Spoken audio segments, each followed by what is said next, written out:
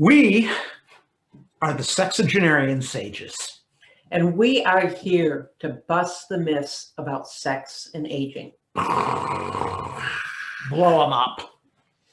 Today we're going to talk about delicious desire. Look at me, please. I want you to want me. With apologies to Cheap Trick, nobody ever said I could sing.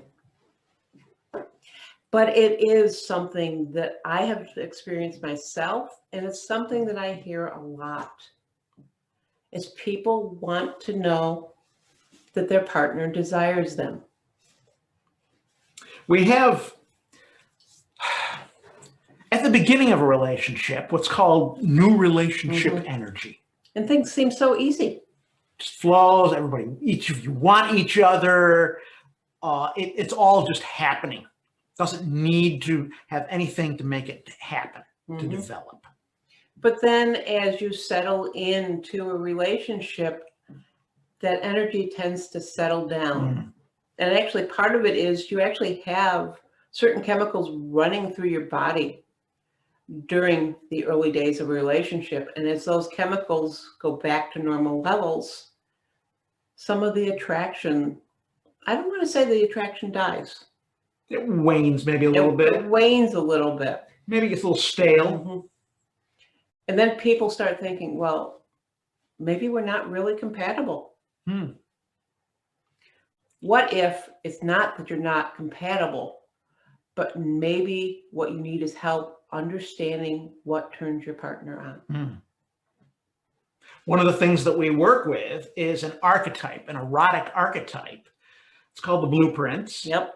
And it actually helps to describe the different approaches that each individual has to eroticism and how this plays a role in how you turn yourself on, how you turn your partner on, and how your partner turns you on.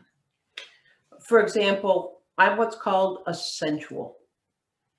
I need certain types of touch, certain sensual stimulus to turn me on. And you've learned how to do that. Yeah. One of the little odd things about us as individuals is that we tend to initiate sex in the way we wish our partner would initiate with us. In other words, we are approaching it based on our blueprint, thinking that the other person is of the same blueprint. And what if they're not? And so a certain approach may have absolutely no effect on that person. Whereas a different approach, if you understand what their blueprint is, could actually help create that co-arising desire. You use the right key for the right lock. And I want to talk about seduction for a moment. Yes, seduction's gotten a bad rap. We have a perception of seduction as you trying to talk somebody into something. What if understanding how to approach somebody allows you to create that co-arising desire, allows them to actually feel wanted in a way that feels good to both you and to them? Yeah, it's not manipulation. It's feeding someone in the way in which they want to be fed. Now, there are actually 5 erotic blueprints. I've already mentioned one, that's the sensual. There's also energetics. Energetics like space, tease, anticipation. And if you come at them too quickly, it's actually going to be a turnoff for them. Yep. Some others actually want you in their face. They want that more direct contact, things to be more outspoken and clear. We call that the sexual blueprint. Mm-hmm. They love nudity and they love directness. I'll say that most closely fits our cultural meme. That's what sex is about. That's the way to approach people. And yes, it works for a certain segment population, but not for everybody. Right. Mm-hmm. Now, the kinkies like something a little bit edgy. And what's edgy to one person is not necessarily edgy to another. Now, once again, we have a cultural meme that kinky is about whips and chains and all of that. And that can be for some people, but for some people, kinky could be having sex outside a missionary position. Knowing what your partner needs in order to be turned on is important here. So you need to understand what blueprint they fit within. Mm-hmm. We help people to understand that. And we haven't mentioned the fifth blueprint. Would you like to tell them about the fifth blueprint? Well, the fifth blueprint is the shapeshifter. And the shapeshifters are kind of a bit more complicated and yet in a way simpler. I don't think they're complicated. Well, I think they're sophisticated. Okay, a better term for it. The shapeshifters are able to shift from one blueprint to another at will as they desire. Sometimes they're making the shift for their partner more than for themselves, and that can be a problem, and we can work with people on that. Mm-hmm.